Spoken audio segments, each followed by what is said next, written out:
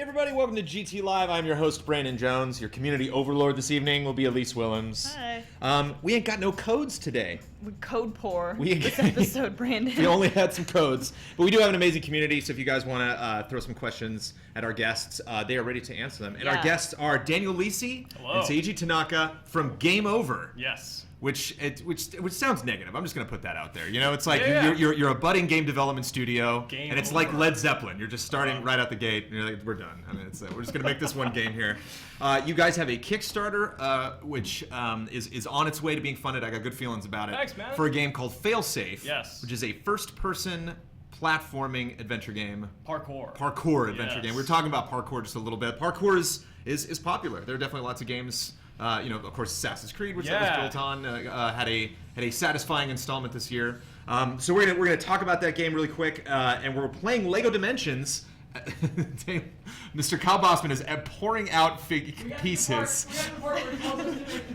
I want to point out we're playing Lego Dimensions because there's new figures that came out, which I'll mention in a second. But one thing that's really important to note about Lego Dimensions that's fun but also kind of absurd, Kyle loves it, is the when you buy a figure, there's no figure that comes by himself. Every figure comes with like a thing, like an object. So the Doctor comes with the TARDIS, he comes with K9. Do you have to assemble all of those figures? And you got to assemble. Well, the figures are easy. You just put the head on the body, on the legs, or a hat, so and cool. you're good. But the vehicles that they come with don't actually have instruction manuals in the packaging. The instruction manuals for the vehicles are in the game. So Kyle has not been able to build the TARDIS or K. What are you building first? Are you building the TARDIS right now? Yeah. So he's not been able to build the TARDIS yet because the instructions are in the game. So now he finally accessed that point. It was amazing. I wish everyone could have seen it. He was like a child. He got on his knees and he just jumped out the whole bag like it was Christmas morning. I love that so much. Perfect. So really quick, Doctor Who got a level pack today, which is kind of like a play set. If you guys are understand the terminology in Disney Infinity, so this is what they are going to play is the whole Doctor Who level. It's separate from the actual content that launched with Lego Dimensions. Unikitty from the Lego Movie has her own. She's got like a little jet, right? Yeah. A little like cloud jet. Yeah, a little duck jet. Bart Simpson, who needs no introduction, has his little like go-kart. And Ninjago have two new characters, Cole and Kai, who have their own little ninja vehicles. So all of that was added to Lego Dimensions today. We're going to be running through it. But your game is nothing like Lego Dimensions. I wish it were. That's quite a lineup of characters. And there's even more. I mean, these are just today that these were added. Which officially licensed characters do you guys have? Yeah. Oh man, so many. We got none. None of them. But you don't need them. We don't need them. We have completely original characters. Would you? I mean, if Failsafe blows up, if this character, what is the name of the female character? Istra. Istra. Yeah. You didn't make that easy, did you? Nope. Istra. Okay. Istra. Where did that name come from? Istra comes from the Quran, and it translates roughly into nocturnal flight. Yes. Hinting at something. Nice.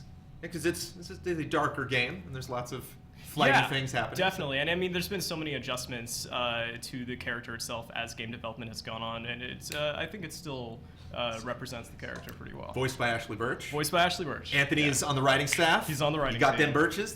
So I think if you're doing a Kickstarter right out of the gate, that's probably a good place to start. But just, I mean, if this game blows up, this character blows up. People want figures and toys and stuff like that. Lego Dimensions. Would you be into? Yeah, would you be into like lending her to a fighting game or? I would love to see Istra fight Legos alongside Bart Simpson. That would be so surreal. Yes. So let's introduce people to the project. So, so Failsafe. What does Failsafe mean? Specifically, the words. Like, why is the game called Failsafe? Yeah. So, Failsafe is a secret. There is the entire game is contingent on its exploration and having the player know as much as Istra does going into this forgotten civilization. So, somewhere inside of this forgotten civilization, which we've been purposefully elusive about, because we want that discovery process to be shared with Istra and the player. There is something inside of this world that is a failsafe, and that is reminiscent of the name. Because I think I enjoy the juxtaposition of game over and failsafe. It's like failsafe would prevent the game over, right? It's like yes. Our naming conventions all hinge on each game other. over. Use your failsafe. Yes. So what is your specific role on the project? You can let people know just what you're handling. Creative director. And what do you? So how did you? So you guys are a relatively you're a new studio. You're a smaller studio. So how did you? I mean, like managing director and creative director. Those are words that I think most people can apply different meanings to depending on how they want their company to be run. Super broad. So what is the split naturally between your responsibilities? Yeah, so I handle everything from like production to business development to media, and Seiji's end is everything handling the artistic direction, the design delegation. I think you'd be better at answering everything that you do. You got the gist of it. Yeah. I mean, like, so the entire game's aesthetic vision came out of Seiji's head, and I have been making sure that we remain on track to making sure that we finish it come summer 2016. So I was gonna say, does Seiji ever propose something and you're like, whoa, and you gotta rein him in? Because he seems kind of like a crazy dude. There are times where I am sitting at my desk and an idea gets shouted at me across from the office, and I have to digest it for a moment and then calmly have a talk about about the scope of what was just talked about. Absolutely, yeah. So the TARDIS is built. Oh crap. No, it's There you good. go. That's not a bad Done. thing. It's all good. So what happened when you plugged it in? Like what? You can see it on screen Hop in here. the game. There he goes. There's the TARDIS. You can hop in. You can fly it around. That is so cool. So there are locked. Right now we're in a locked perspective. That like most Lego areas have. I'm a big fan of like some of the more open world Lego games, Lord of the Rings and Marvel. But if you actually get into one of these open zones in Lego Dimensions, it's a flying vehicle, so you can actually just fly the TARDIS Oh, around. that's dope. And we were talking about earlier, you can change which Doctor you want to be. When the Doctor dies in the game, he naturally regenerates into another So Doctor. amazing.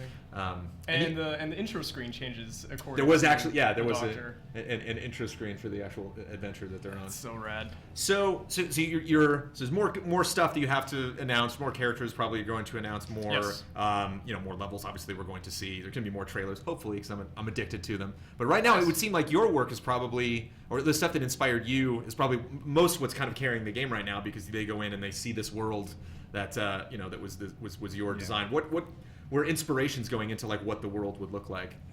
Well, I mean, first of all, I can't take all the credit. Like, I have Just take it. Just take it all. amazing creative team. We have an amazing musician, a concept artist, and an environment artist, to name a few. So it's sort of a combination of everybody's inspiration. But personally, on my end, it's a lot of Ghibli films, Hayao Miyazaki, and a lot of animes like Akira and Ghost in the Shell. Because it is an interesting, like, I see the world. I'm just gonna throw some stuff out here. I apologize for like, no, that's not. But like, Oh, do it. there is kind of a Tron vibe. There is kind of this. I feel like you're going into almost like a digital space. Like, I don't want to make guesses, and you're just like, spoiler. But at the same time, like, her character does seem more like traditional classic animation. Possibly, like Japanese inspired, definitely seems like an anime character. So is it tough kind of blending those two things together? Because it looks like the world seems very futuristic, and she kind of has a fantasy vibe to her. It's been a pretty holistic approach so far. Like, it hasn't been really tough seeing the aesthetic come about. Because like early builds especially do have this very Tron transistory sort of vibe, and the world that it is based in does have a similar aesthetic to it. And when we started combining these things together, they came about very naturally. It connected really well on a whole level, and nothing has felt forced or shoehorned in so far. Yeah. I have to, congratulate you on your trailer. I dug that. We actually just posted that last week. It's a Thank great you. trailer. Thank you. Epic Games just announced Paragon, one of their new games, and they had a terrible trailer. So Oh, gosh. a company as big as Epic Games can have a poor launch, a poor introduction of their game to the world. And I think this is great. I think Thanks, man. I think you can get a clear image of what the game's going to look like, how the game's going to play, but at the same time, tons of questions. Lots of people are going to want to know. Thank you. There was so much blood that went into that trailer. Oh, yeah. So thank you. That's why I love trailers. I love to smell the blood of Yeah, trailers. the meat that emanates off of it. So you guys are. So this game is currently being kickstarted. It's Yes. currently along the Kickstarter journey. It is. Which I imagine is extremely stressful. Oh my gosh. To manage. You were chatting briefly about that earlier. Yes. And you were talking a little bit about, I don't know if you can get into specifics because it's all just money and contracts and Sure. deal, backdoor deals and all that stuff. But just why Kickstarter? Why was that the goal? Yeah, so we want to primarily remain as an independent studio. We could take the investment route and dilute the company up a bit. And we felt that with the kind of decisions that we're making in terms of gameplay and the world that we're building, it isn't typically considered a safe project for investment capital, and so it feels like we would be prevented from making these kinds of games. And that, like, the way that Failsafe was created too was after heavy experimentation and a lengthy pre-production phase, which I don't think that we would normally have the freedom to execute if we were working under like someone else's financial deadline. So just thinking long term of the studio that we want Game Over to be, we want to have that freedom remain with us. What do you want Game Over to be? Like, when you guys are, taking out of, context the actual game that you're making, like the actual company that you're putting together, if you were to, create a development studio and then make your first game, is it important to both of you guys that game is very representative of the studio as a whole? Or are you guys like, hey, we just want this game to be successful, we want this company to be successful, let's just make a game that we know is going to be cool, that people are going to like? Or it really has to be in tune with what Game Over is? I mean, I definitely think there's a balance there, which I think is interesting, like with our dichotomy here, where it's like, my job specifically, it's like, yes, of course I want that. Like, I want this game to represent the studio. It's like, but we also have to, what up, Ian? They can't see me. But we also want, to remain a financially solid studio so we can continue to make games. So there's like, it can't be one or the other. Like, you can get percentages of either or.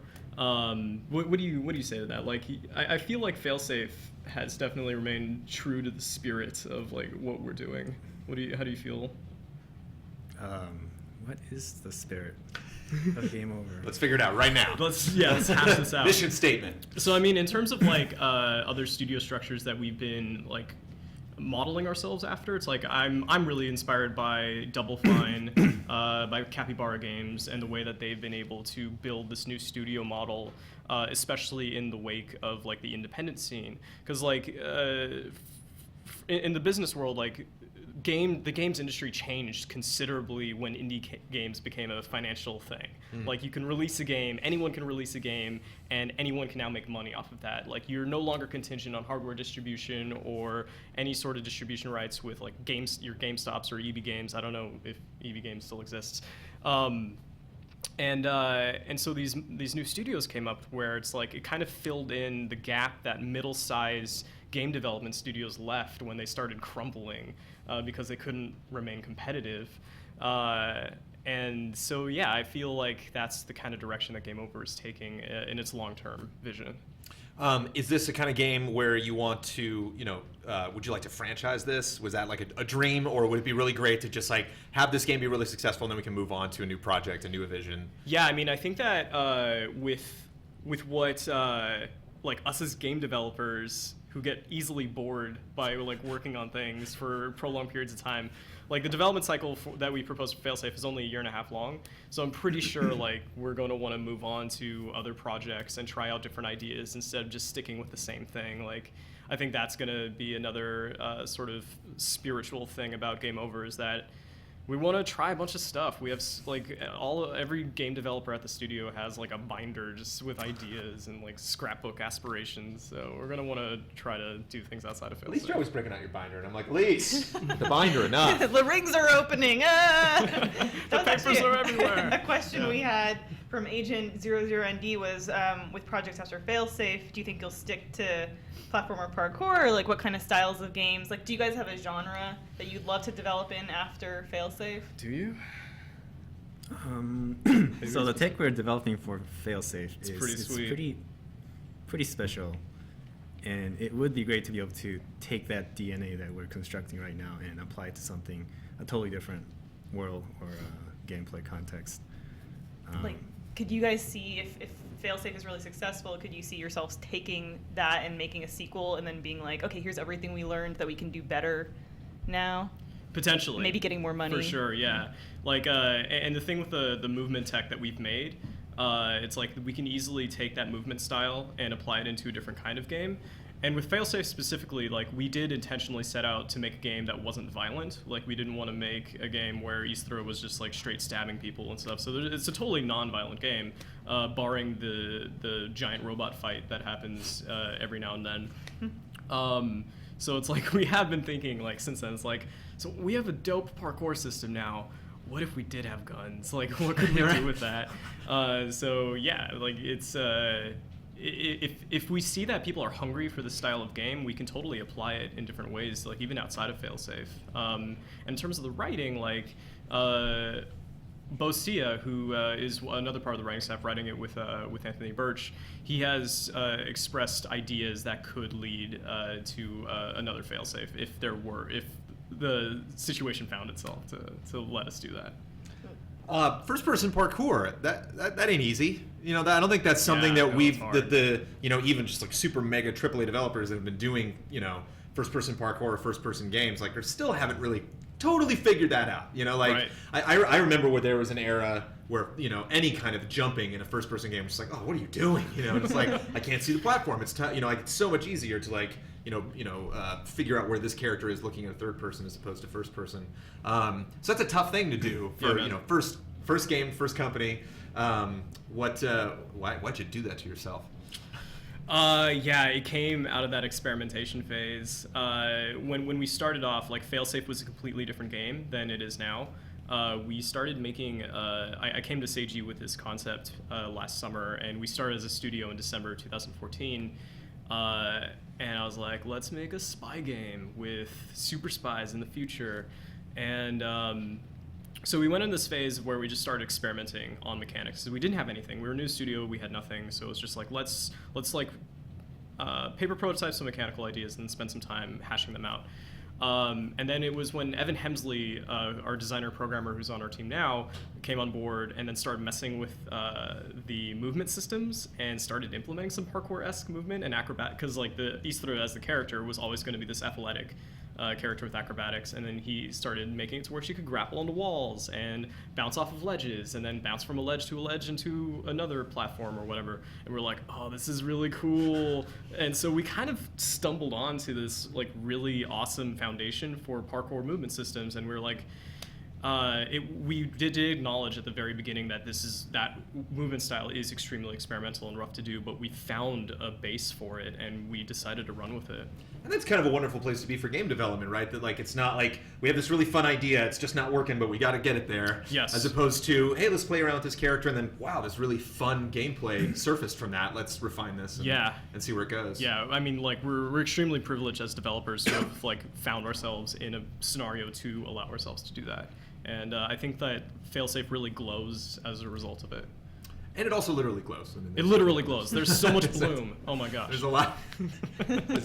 You guys put it there. Is that part of development? Like, Just that bloom? Just gotta paint that bloom. Where are we at with bloom today? 30%? Gotta jack it up to 70. I gotta be curious, because the actual, I'm familiar with games going through the Kickstarter process, but like I've never done that, Sure. personally, and that's curious how the pace of development affects a game when it actually goes into Kickstarter, because as you mentioned, like you've had a ton of pre-production going in to the game, more than some games. Some people just stroll up. This one guy who made this Symphony of the Night game, he strolls up with just a drawing and he's like, "Here, give me money," and everybody throws money at him. Yeah. Whereas like you guys, you got a trailer, you've seen the game in engine, we have a cast, there's more information, but like there's a lot of things in place.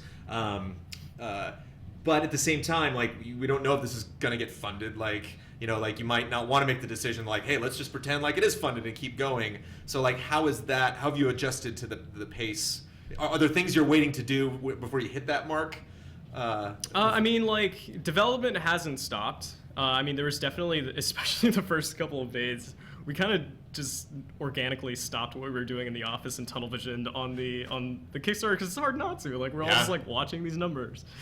So it's like that's really only been the difficult thing to get over in terms of productivity in the office right now. It's like making ourselves stop watching the flippin' Kickstarter screen and actually going back to work. But aside from that, it's pretty much business as usual. We're continuing to make the game. and we will continue to make the game. Like this is all we do. Like, So and so all a we're gonna Kickstarter's an continue avenue. to It's do. not like it's not a deal breaker. Yeah, you so, know, if the Kickstarter does fail, we're going to keep making the game. We're going to figure out a way of continuing to pay people and figure out just how to still get this game done by summer 2016. It's not going to... We've come too far, and it's not going to be this thing where it's just like, we've thrown the towel. No way. Yeah. So really quickly before we move on to talking about our countdown for the week, just chat a little bit more about LEGO Dimensions. So what has happened, guys? I noticed you're going in and out of the TARDIS. So have you actually time traveled to another world, We've time traveled, yeah. or to another time rather? So we went back in time and planted a tree. I think that's a pretty regular time travel thing. For sure, because trees take time to grow. Yep. So it's a good good identifier. How do you feel about this, Brad? It's pretty cool. I feel like people would lose these pieces really easily, though. I'm Yeah, worried about that's- that. But at the same time, they're Lego, so it's like they Yeah. couldn't like make the Lego differently or like put glue in there. They're like, hey, just glue those Legos Yeah. together. No, It'd be we cool gotta if go it back to the came with like future a now. PlayStation No, satchel that's that you can put around your console so you can keep all your pieces. I just know that I would step on one of those. Guaranteed. Yeah, those hurt. Oh, we're doing great though. This is a Yeah. blast. Kyle, how you still enjoy the instructions being inside of the game? Absolutely, After you I you enjoy built that. the TARDIS, and you built the TARDIS and K9. Yeah, K9 is constructed. So now are all the objects that we got from the latest haul of Lego Dimensions are all built. Everything's built, dude. Got all that stuff there. You ready to go? Everything's constructed. We got a full little table over here. How does it feel? It feels like it's really interesting to describe this. It feels gratifying to build this thing in real life and then Yeah. have it represented inside the game. Yeah. That thing that you just constructed and then it's like there. It's like, hey, all right. Because I kind of like one of the things that cracked me up is I was building. You actually build the base, and I actually apologize. I don't know if you can see it on camera. The base isn't actually there. There's like a Lego thing that you attach onto the base. That's just like the plastic, electronic thing that you need. But there's a big elaborate thing that I have at home that you build around it. And there was like one little like mechanical thing on the side that had a little doohickey sticking out and a little blue thing you stick on that. And I remember like putting it on there and being like, what is this? Like what does this actually do? This little lever here.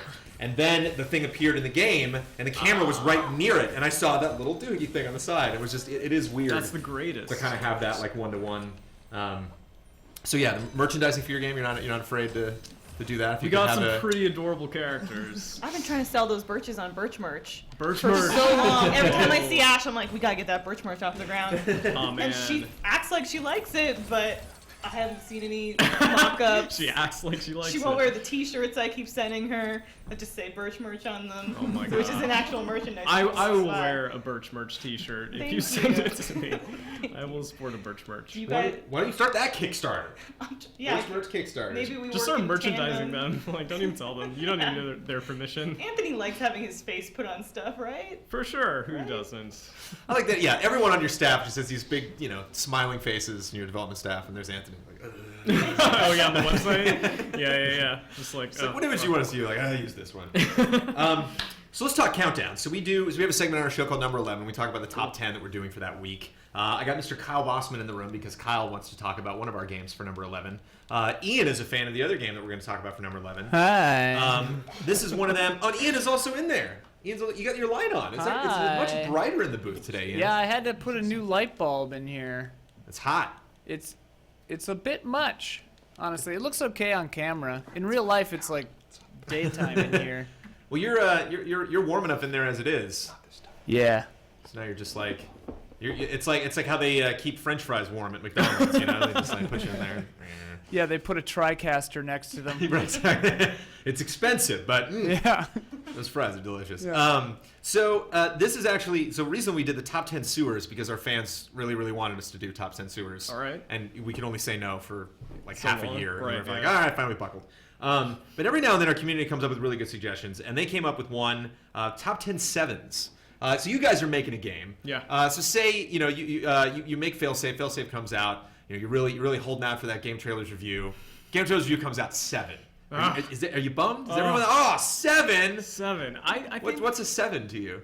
that's kind of a little heartbreaking. Yeah? 7s are But heartbreaking. it's a 10-point scale. We have this argument all the Sevens are time. bad. Seven is a C. Yeah, That's a that's C what I rating. say. If you're I don't care how many times you say it. If you're on an out of 10 scale, you're on the school system scale. That's what everyone's gonna say. A 7 is a C. That means you're a failure. Yeah, 70% is just like a shrug.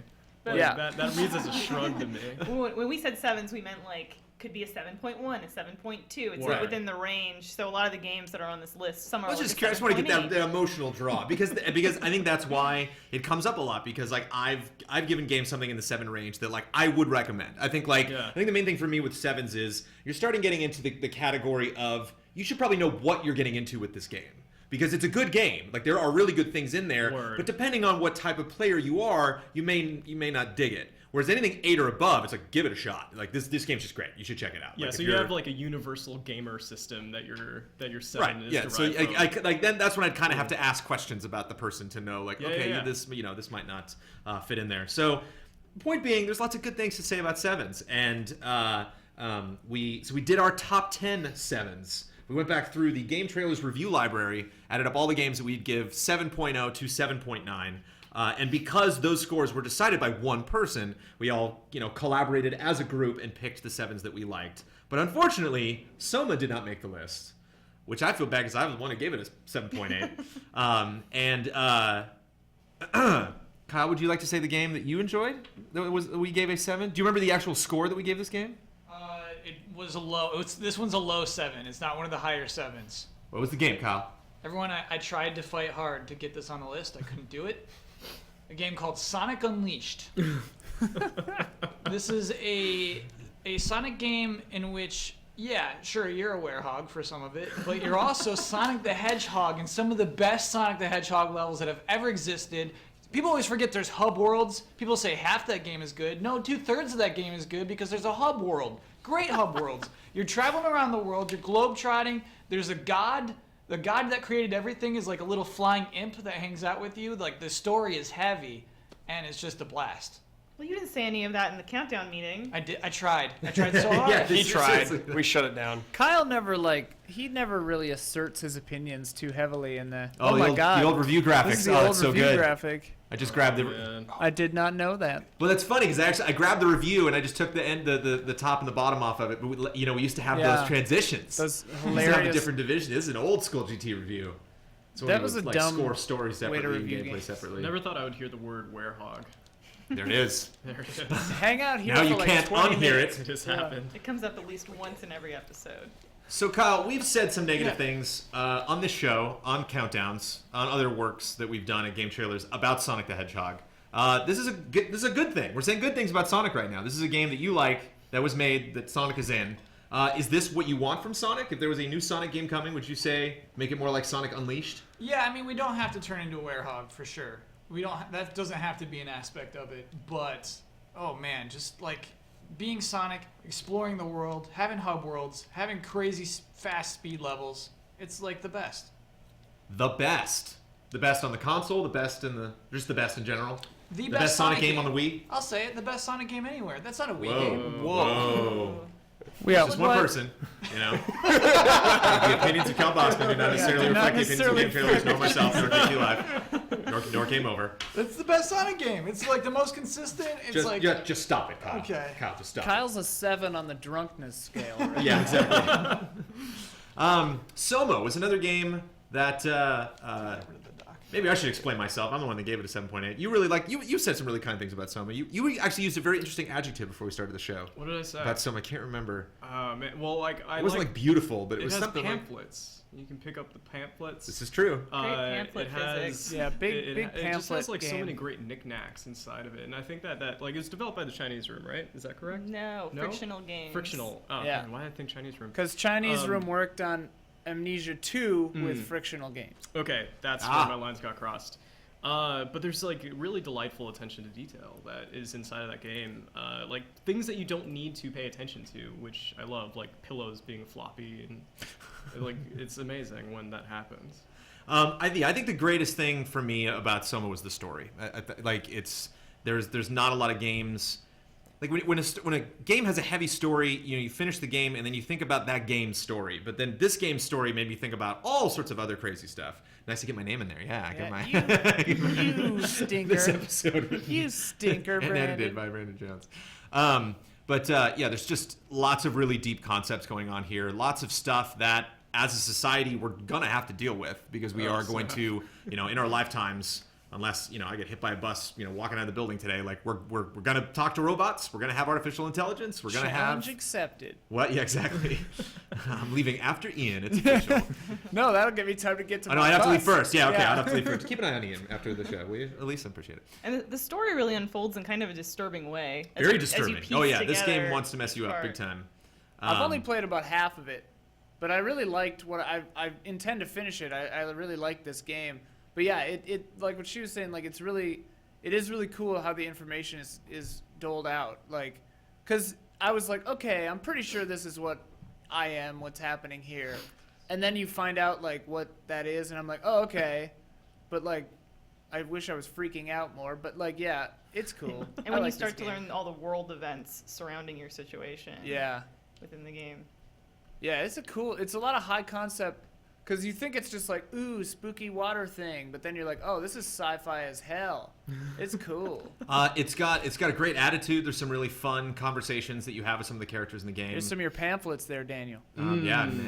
got One thing that I thought was weird that I bring up in the review is that like everyone, like this is my example right here. I'm like, that's a cat. That's a cartoon guy. That's weird to me. What do you think, Seiji? I mean, you're a creative director. Can you get away with something like that? Like, this is a picture of a real cat. In the world you are in, cats look like this, like real cats. Here's a picture of a guy. He's not a real guy. He's a drawing of a guy. Like, could you like the characters in Failsafe are very artistic. Could you just throw in like a real looking dude and get away with wouldn't it be hilarious Pixar if we did did? it, so I'm sorry, what? Pixar did it. In Wally. Yeah. Oh, this is true. Yeah. Well, I thought that was weird in Wally. That was weird. It was Wait, so when weird. did they yeah, do it Fred in Willard Wally? shows up like, I'm a real person. All you like Oh, Jello right, people. Yeah. It's so weird. That was really weird. Can I say, Riala728 says, I like pink shirt guy. He doesn't mess around. I think it's more of a rust red, personally. They but say it's a salmon pink. salmon. I do agree that you don't mess around. Seiji does not mess around. Very rarely. Picks his words very But carefully. wait, my shirt is also pink. How do we know?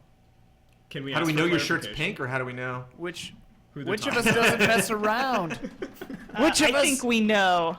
Trust I me, I think mess we know. around. Yeah. What if we go to our trailer now and then come back and it's just pink lights, pink, the logo's pink. All right. Everything's This turned entire pink. wardrobe change. Unikitty's pink. Are we going to the badass trailers? We are going to go to a badass trailer right now. I'll click I actually something. did some trailer scores this week on trailers I didn't like. But I was digging through and I found a trailer that I dug. I don't know. Do you guys like Halloween? I love Halloween. Yeah. Halloween's the best. hard not to like. I'm like going through withdrawals. But technically, this trailer came out the day after the last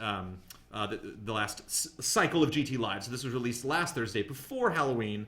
It is for Evolve, which is a game I know you're thinking like, oh yeah, last year's game. Evolve was this year. Evolve happened this year. Still more content updates coming to Evolve. There's a new monster coming to Evolve called the Gorgon.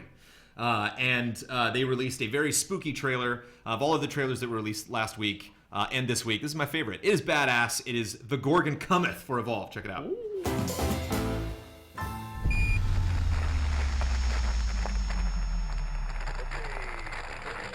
In the future, mankind has set its sights on the stars.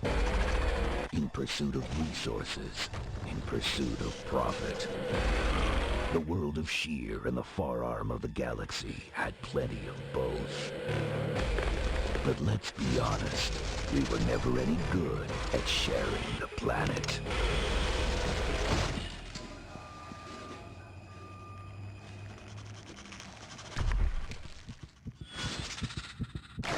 On November 3rd,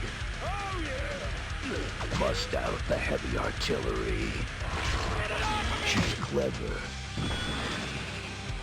She's creepy. But most of all, she's just one bad bitch.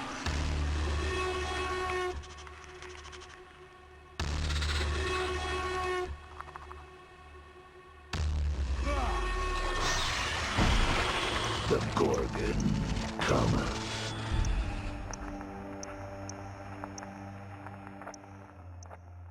Yeah, nice with the scary, the scary wipe. We are back. We are more pink now. It's happened. It's a fancier show. I gotta admit. I feel more comfortable. Yeah, How do you feel about the new colors? We don't have players anymore. It makes me feel pretty. Okay, where the hell did you guys go?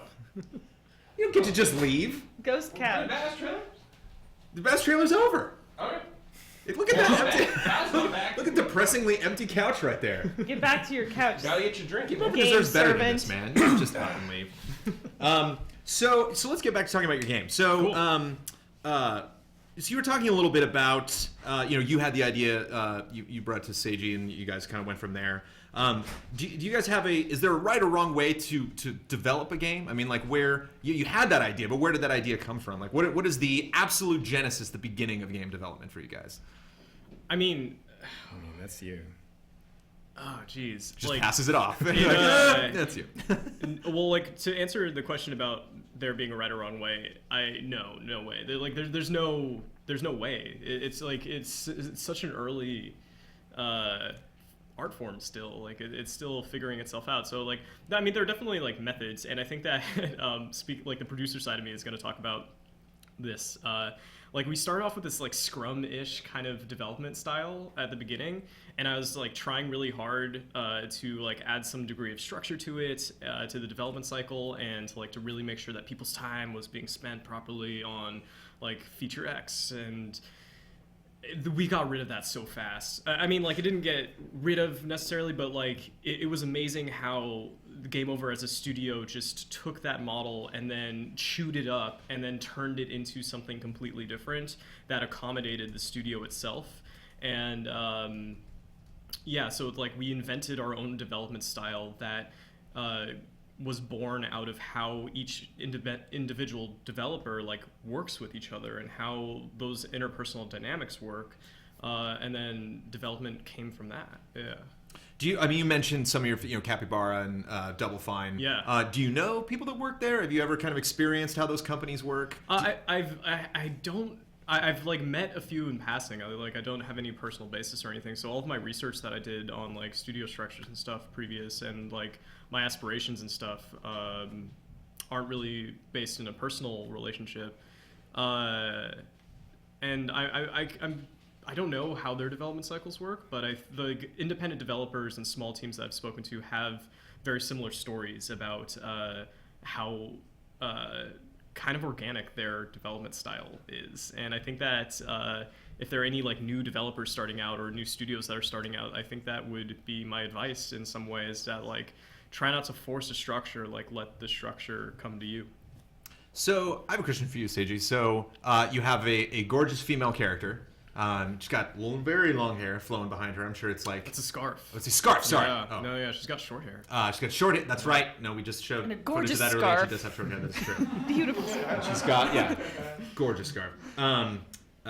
Maybe pink. You should maybe think about making the scarf pink in the future. Okay. But, you have this amazing character art, but it's first person. So how do you... focus on really identifying me, like, this is you. I mean, like, if you play someone like Half-Life, like, you're kind of not supposed to look at Gordon Freeman. Like, Yeah. it's like, you are this guy. Like, I don't Yes. want you seeing him. I want you really, like, embody this character. Are there lots of cutscenes planned for the game? I mean, like, what's, like, how much time do you spend actually in her body as opposed to watching her, which we do a lot in the trailer? Yeah. That's a good question, and we still don't really have a solid answer to that. But if you take a game like Mirror's Edge, for example, it's it does have cutscenes, but you still, while you're in the first-person view, you still have this sense of identity that you're playing as her, and it's important that you know what she looks like and how she acts. So I'm taking a cue from that, and to make sure that the player knows who you are as a character and who you're playing. Because it's interesting. We were just talking about Soma earlier, and Soma actually doesn't do that. Soma actually very intentionally doesn't show you. Yeah. And kind of lets you just like the first time you're actually going to step away, and you're like, wow, that was not what I was expecting. So that's interesting, yeah, that you identify that, because I mean, potentially if you're, gameplay really seems to be, your focus. You really want the first person to be, rock Yeah, solid. definitely. You want people to be able to navigate these puzzles. So I think it's cool that that you identified. No, it is also very important that you are represented this character, that you know what she looks like. You can identify with her. Yeah, and I think the reasoning behind that is twofold, because the narrative is hugely contingent on the relationship between Istra, Ashley's character, and the robot, Dante Bosco's character. And so we found it important to not make it this faceless character that you can kind of install yourself into, that it is very much Istra, because the narrative is how these two characters grow with each other through this journey. And also, the second part of why it was important is because we have a first-person camera, but it's Istra is still dynamically moving in the world, and the way that we've set up our animation styles, with inverse kinematics and stuff, everything that she does or that you do, she's actually doing in the world. There's no camera magic that's happening. Her body is there, and that's been very important for the orientation of the player in this first-person game, that her body is super dynamic with the environment. Because it's so easy for a player to get lost, visually, with such crazy vertical and horizontal movements inside of a first-person space. But if her body is always there, and if her body always reacts a certain way to the environment and can react to everything in the environment, it really helps in player orientation and getting them grounded with the playstyle. One game that I actually think has done a good job, just based on my experience with it so far, is Battleborn, because the very extreme, bizarre characters that have Ashley is also in that game as well.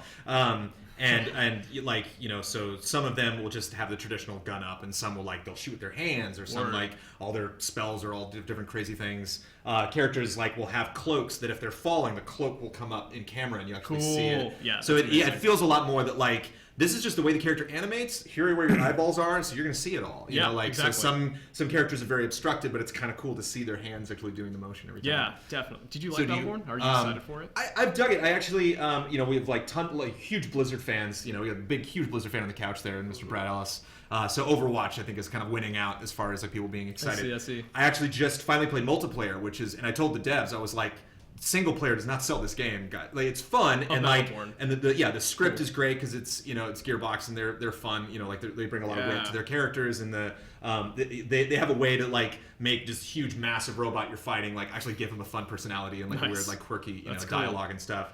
But multiplayer for me was the big factor, because it's I want to decide, I'm not just going to pick this guy because he's a bird. I want to pick this guy because he flies and has rockets, and it works good for this multiplayer mode. Whereas when I was playing single player, it's I'll pick the melee guy, I don't care. It's not actually going to make this easier or anything. But does her scarf get in the way, or is there any time, have you ever done a mode or something, you're whoops, there's her shoulder, can't adjust that? The scarf definitely flaps into the. It actually serves a purpose, especially when you're using a grappling hook and you're swinging around. It's easy to get disoriented on which direction you're going in. So, if it's in the view and you see it flowing, kind of gives you a direction to get yourself oriented with. One thing I was fascinated about with when Destiny came out was they had these open worlds, these kind of little hubs that you would travel to, and you're led to believe they were so much bigger than they actually were. So you would bump on the moon, I'd get to a cliff, and then I'd see there's way more moon out there. But for some reason, I can just tell right away I'm not supposed to go there. I can kind of see that it's going to keep going, but it's just far enough that it just clicks in my first-person gamer brain that I'm okay, that's Bungie telling me don't go that way. Word. You have this, you were saying, the kind of transistor Tron-ish. We're kind of in a little zone right now, dimensions. It's kind of out in space in this ethereal sci-fi realm. It's a little bit similar to that. And so there may be the tendency for players to think well, just go this way, and then whoops, I fell off the ledge. Is it tough to kind of telegraph, to kind of point people? You don't want to put arrows on the ground, but kind of steer people in the right direction and be this block in the background is there because it looks cool. Don't jump there. Word. You're supposed to go in this direction. No, we kind of want to encourage it. We want to encourage people to kind of test the fall paths to their that death. they can fall to their death. Yeah, for sure. That's been intention that we've been trying to figure out, because we do have these very large areas that you can currently walk around, and there is definitely a very intentional narrative path. and the game emphasizes a lot of like flow and like blasting through this and like doing all this parkour and making it feel awesome while you're doing it. But we also want to encourage this level of like a player to maybe take some time to stop and look around and kind of test how far they can go inside of the game itself. Have you, developers always talk about how much they love, like, I didn't even know you could do that in our own game. We handed this off. That's what betas are for. That's what day one patches are for. Where it's just like, wasn't expecting, all of these different variables. Have you already had that even just within the development staff? Like maybe, some people that are testing your game out, or the coders just like, wow, look at that thing. Pretty frequently. Like there's generally always someone that finds something to do that we're like, what? How did this happen? Like one of them, because right now we have like a series of time trial maps, and one of our programmers was able, we were convinced that the fastest that we could beat a map in time trial was like a minute and a half. Like that's the fastest you could do this. And then we saw our leaderboard, because we implemented an internal leaderboard system, and he got it in like 30 seconds, and we did not know how this happened. And it's because he just playing it over and over and testing the rope physics that we have. He's able to find tiny shortcuts and then another shortcut path, and he could circumvent one of the grappling points, and then he was just able to make his own path and then destroy everyone on the leaderboards. And so it feels like pretty consistently, especially when we go public. We were just at IndieCade a couple of weekends ago. There's always a person. There's always someone that just walks in from the shadows and finds something. Be it an extraordinary bug that does launches Isthra 1,000 yards across the world, or something else. I think we're almost there. Oh yeah, we're definitely in question territory. Are you prepared for community questions? I hope so. I mean, I have lots more stuff I can ask you. Let's do this. Oh, I have a ton of questions. I want to hear more about this game. Are you ready? Planet Yavin wants to know, any VR aspirations for Failsafe? Have you guys has that even entered your realm of thought with this game yet? Every day. Really? Think about it. Yeah, I don't know. I can't we can't commit anything to saying that we're going to be on VR right now. It's totally interesting to us though. Cool. Jeff Goldblum wants to know, or says, I really appreciate the elegant way that the tutorial in the pre-alpha footage shows the user how to control the game. Cool. Was this something that you wanted to incorporate from the beginning, or did you add it because you found that players were confused, or it was too difficult for the new player to grasp? Yeah, I mean, we've got an experimental button input system. There is a lot of action that you can do with one button that is contextual to Isthra's momentum and where she is in the world. And it was definitely necessary for us to convey this is how you play the game. Yeah. And so in some tutorial builds, there will definitely be some explicit this is how you put in the buttons. It'll be a bit more elegant in the final game of how it's conveyed. Cool. This is a question for Seiji from Christian. You showed some love for anime, referencing I think, did you mention Ghost in the Shell earlier? Do you have any aspirations for an anime video game? Is that something you'd ever try to work on in that style? No, actually. No. Just keep them separate. It's just kind of, I didn't have an intention to create an anime-inspired video game, but it's just over the course of developing this game, working with my artist who is also very strongly inspired by anime, it just sort of naturally emerged between us, and this works for us, and it's a good style.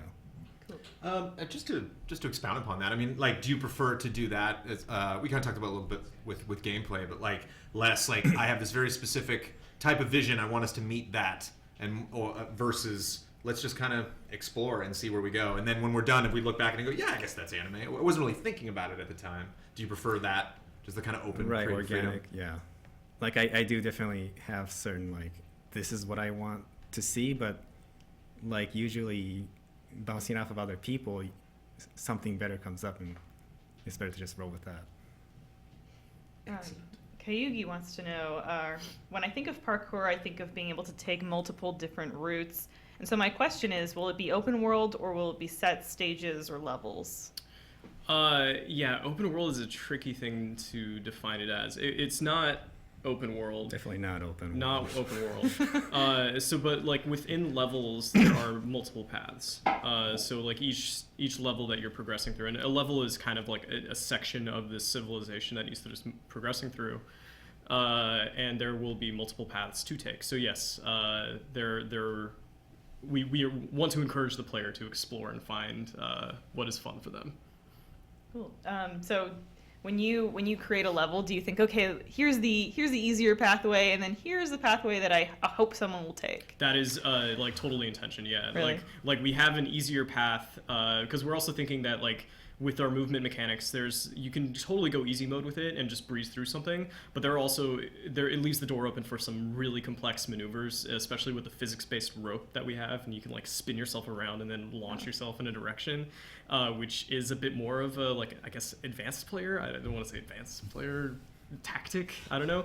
So like those more challenging paths will be accessible to like those people who can execute those tricky maneuvers. Cool. Joetown17 says, in my experience of backing games on Kickstarter, it's not uncommon for games to miss their initial release.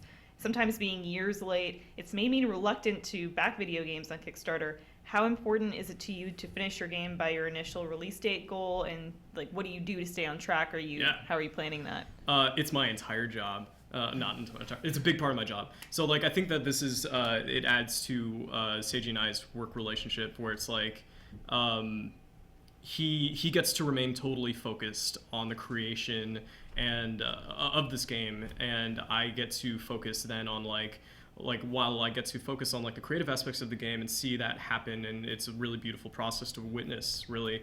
But I also it's my job to make sure that this remains on track and it remains within scope, and that's always an interesting thing. Like when it comes to Kickstarters, that it has the potential to blow up scope as well. Or to just completely miss the dark entirely. But this is something that we've mapped out from the beginning. We've projected summer 2016 since the day we started development. We've been very adamant of remaining on this 1.5-year development cycle, and we are still estimated that we're remaining within that time frame. Nice. Kind of building on this, Christian wants to know, do you think like big Kickstarters with a lot of publicity like Shenmue can impact these smaller independent Kickstarters? Like, is that something that you guys are faced against, where you're competing for attention? I think totally. But I mean, I think that's like any industry sort of thing. It's like you are competing against other people. I think with Kickstarter in particular, we've seen examples of Kickstarters that have launched, like, unfortunately with Shenmue, and like we see these Kickstarter campaigns in which we think like, oh wow, like why wasn't this successful? Oh, Shenmue was happening, so maybe this took away from it. I think that we launched our Kickstarter at a really good time. Like fairly quickly, we got onto the front page of games. So it's like there doesn't seem to be a lot of like monolithic projects on right now. There's like the Friday the 13th game right now, which we're competing with. But aside from that, like I think we staged this at a pretty opportune time. I actually learned that there's another game that's competing with Friday the 13th, which is like the same summer camp-esque thing. No! Yeah, and they're not, like, I know summer camp became Friday the 13th, but this game is just kind of stuck in still being an inspired game. So it's the same kind of idea where it's one person playing as the killer and then 5 other people or whatever. They do 7 in Friday the 13th, but I'm like, oh, you poor bastards. I kind of wonder at that point if you just like, let's just cut our losses and jump ship and just like let's all make this game then, you know, like as opposed to battling. I mean, which doesn't bring me to another question that I had. I was like, I'm not going to bring up Mirror's Edge. I'm just going to maybe let that organically come into the conversation. But you brought it up, so we can talk about it now. I mean, it is in your best interest for Mirror's Edge to be a very successful game? Oh yeah, totally. Like when we see that there are AAA games that are implementing first-person parkour, because we don't have like a demographics team that is going out and testing to see whether or not first-person parkour is a financially viable project to work toward. So when we see like Mirror's Edge 2 and all the hype around it, and when we see Call of Duty Black Ops 3 implementing first-person parkour, like we get pretty stoked about that, because it's like, they must have teams of people that think that this is a financially viable decision to make. Thus, Failsafe must be a financially viable decision. So yeah, I get pretty stoked on it, and I also think it's like a completely different game aesthetically, and like people who are interested in it are going to be interested in it, and like I don't think that like Coblobs 3 is necessarily going to detract from like the potential success of Failsafe. Well, it's fun. I played Black Ops 3 multiplayer. Yeah. What running on walls feels real good in that game, Yes. and I think I think even just something tactily like that, can resonate in gamers' brains. So when they see a video like this, they're like, "Oh, that was really fun. I really enjoyed that." I like doing the challenge maps in that game, so I think that I'll appreciate in this. Yeah, that's how it seemed to me. That it's just like, hey, if you win, we all win. For sure. If you're going to bring bring stuff like this to light. There are enough people playing games. It's just when it's they're literally the same concept. Or they're that close. That is unfortunate. I feel bad for those guys. Yeah. Oh man, those two games, because they both had it was like summer camp, and then the last night, I can't remember what the other game's called, but this is a question from Rawl that kind of ties into that. So how do you guys try to stand apart from these similar concepts of like parkour platforming games that already exist or you're launching, alongside? Yeah. Do you want to? Yeah. Aside from parkour, if we take Mirror's Edge Catalyst, we don't have a lot in common. We have a heavy focus on like creating this world rather than this like very epic like thrilling story that Mirror's Edge is offering, and then just giving the players a fun way to explore that world and then get connected to this cute robot character, which is a totally different experience from what I think Mirror's Edge Catalyst is trying to do. So I don't think it's going to be a problem. It's like there are so many first-person shooters offering many different experiences. It's just the same with first-person action games. Do you believe that there's clearly like a point of no return of when you're allowed to be influenced by other things as far as like game development? It was like, okay, now once we pass this, great idea, Jim, but we don't have time. We really got to just realize our vision, finish the game, Yeah, I mean, it's so contextual, it depends on what is happening around that to make that call. I think that there definitely will be a point where it's like we're going to have to freeze our features, which is because like we do have so many ideas, and we do have a lot of aspirations for what Failsafe will be, both in terms of the narrative and the gameplay. And so, yeah, just like decisions, especially in video games, like can blow up scope so fast, and so just having to make the calls of like, this is going to be the defining factor of keeping the game on track for a year and a half, or making it take 4 or 5 years, like, and that's definitely something that we don't want to do. Yeah. Can you tell me more about this tiny robot companion? I believe it's a cute tiny robot companion. Yes, the robot. Better be cute, Shinji. Better be Dante cute. Bosco's character. He's a product of the old civilization. Okay. And Istra is initially brought up to despise those types of creatures.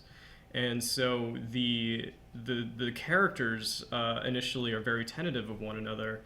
And that's a part of their story is overcoming these old biases that were told for them to have by other people. Like, they weren't allowed to build these opinions of one another for themselves. It was engineered, and so that's a part of their relationship, is overcoming those biases. It's too bad that doesn't really reflect on our current society at all. I mean, like, thankfully, that's something, as a society, we've really kind of moved past that. So, it's like, 100%, totally. An old theme, really, guys. We are in a social utopia. We did it.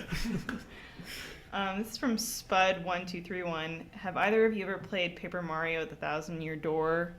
No, have you? That in? No. No? Oh my god. Neither. I'm so sorry. No. I wish I could say that. Well, I mean, don't apologize to us. I highly recommend it. Oh, okay, Spud. Sorry, Spud. Not happening, Spud. Ian, have you played Paper Mario? No, but No. I had a different question. Bring it. I still don't. I love this game, but I'm still not sure how to say it. But have either of you played Naissance E or Nascence E? I have no idea what that is. Yeah. Ian. It's a crazy ass indie game that's. I think it like partially doesn't want you to play it, but like Okay. it has a black and white world, but the world design, you guys might want to take a look. It's Okay. It's cool. Yeah. It's got like this crazy city and stuff. Word. Parts of Failsafe reminded me of it a little bit. Cool. In a good Awesome. way. I'll hit you up about it again. Yeah, it's rad. First Nice. Paper Mario. First Paper Mario. That Paper Mario had a long title though. That sounds like And the 1,000-Year Door, yeah. and the 1,000-Year Door. Okay. Great game though. Word. Is there Paper Mario doing parkour like in it? Like No. okay. No, our chat just loves it. We had a little bit of parkour in LEGO Dimensions, actually. Like, right when we were talking about it, they were, like, scaling up the side Yeah, of the yeah. I saw the building. Peter Capaldi hanging off a balcony. Yep. More questions. Oh, you guys want more questions? I think we squeeze in one more. Yeah. Make it saucy. Oh, Ronaldo says, I ask it every time, but what system is it for, and can I get it for my PS4? Oh man, okay, so PC, Mac, Linux initial release. We are still figuring out console distribution, so I cannot say anything definitive about it right now. I can say I would love to be on the PS4. It's just that we don't have any sort of time frame on it at the moment. Picking sides. I don't have a lot to say about it, but I would like to be on the PS4. And this is a question from Mike Hook. Today is Stress Awareness Day, so should snap. we be aware of the stress you guys are going through with creating a video game? Sure, yes. Chiming in on that. Yeah, gosh. Because you seem really stressed out, CJ, I'll be honest, man. You seem like you were just at your I'm wits' end recovering right now. Yeah. You should have seen me over the Halloween weekend.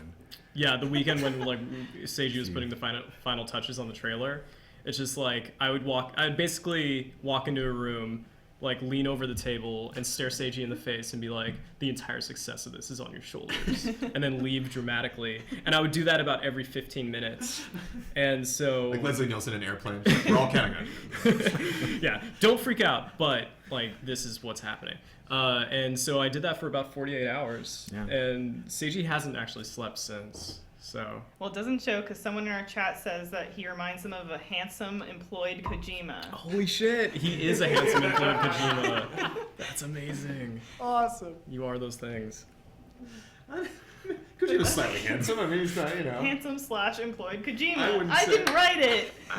I love Oh, that. man. I love that so much. Well, yeah, I mean, thank you for offering up so many details about your game. But Oh, it for still, sure. It still has a long way to go. Yeah, man. You still have, lots of developing to do, lots of money making to do. I wish you all the best of luck. Thanks. So people if I just go to Kickstarter and search Failsafe, is that going to point me in the right direction? Yeah, it should be the first thing that comes up. So yeah, Failsafe by Game Over on Kickstarter. Please support it. Yeah. And you guys are just getting started. I think you got. I wrote down somewhere. You got like 20-some days left. Yeah, we're on our third day. Yeah. It's been going all right.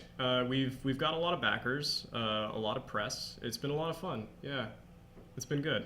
And now, just those GT Live numbers are just just look out. Yeah. Yeah. Wait till you guys get up tomorrow. Over. I'm looking forward Turn off to your phones. all the Twitter mentions. Any other place you would like people to send? Any, you want to pimp out your Twitter handles or anything? So the company Twitter is @GameOverLA. The game Twitter is @FailsafeGame. And then our website is GameOver.LA. And the game website is FailsafeGame.com. Sweet. Yes. Just really quick, just want to let you guys know stuff that is coming up on game trailers this week. We're talking about the top 10 sevens. We actually got a lot of fun little different shows we're doing this week. Did some trailer scores, which you don't usually do. I score trailers because I'm just obsessive about that. That's awesome. Paragon went up today. Call of Duty Black Ops 3, the live action trailer, which I didn't like, going up tomorrow. We reviewed Need for Speed. We reviewed WWE 2K16. We played a ton of the Overwatch beta. Did just played on that. Our games of November, if you're curious what games are coming out this month, there's some good ones. Our video went up just recently. Don's Design Lab. We had a new episode. We shot another one today. How did that go, Kyle? Oh, it was so good. Probably not going up this week, though, right, Kyle? No, it's going up Tuesday. Tuesday. Going up Tuesday. So before the next GT Live, you can check out another episode of Don's Design Lab. More Huber Hack, more Final Bosman, more Mandatory Update, and GT Time. Correct, Kyle? GT Time is happening tomorrow. Absolutely. And you can check that out. And as we have mentioned several times, go to Kickstarter, back this awesome game. Like I said, I love your first trailer. I love Thanks, man. everything that I've seen of the game so far. I love first-person games. I want you to crack that first-person platforming nut. I want you to figure it out and gel all that stuff out. Thank you, chat. Thank you, guys. You enjoyed playing LEGO Dimensions? Oh, yeah. Yes. It's fun. We're having some issues right now. Yeah. You seem pretty intent. think It we seems like broke we're going it. to wrap everything up, and you guys are going to be in here like 20 minutes from now trying to figure out whatever you're doing. We think they didn't test for co-op on this. Brad is stuck up in his dome and can't come to us. He's trapped. Can you like maybe like drop out and then you'll do a thing? Because that usually there you tends to go. be the Oh, song. okay, Yeah, there he you just goes. gotta drop. Brad's back. Oh, Next no. they could let me see inside. You figured something out. Oh my gosh. Come on, Bart Simpson. Come on, Bart. Bart's out. Come on, Bart. You do it. Not to distract. I'm just Oh, really. no. Okay, there we go. Okay, phew. Yeah, Brandon, this is pretty substantial, man. For a level pack, yeah. Yeah, this whole Lego Doctor Who Dimensions. thing. I know these games are extremely expensive, but there's a lot of stuff going on in the game. If you have to buy them for your children, or you eventually are just in Toys R Us and you're like, okay, fine, it's $100. Give me my game. Or you could take that $100, you could give it to the Kickstarter. Please do. Thank you guys so much for stopping by and talking Yeah, about the game. thank you. Good luck Yeah. on everything we can do. Thank you. And thank you, Ian, for making everything pink. Thank you guys for playing Lego Dimensions. Thank you for talking to our chat. See you guys next GT Live. Take care. Take care.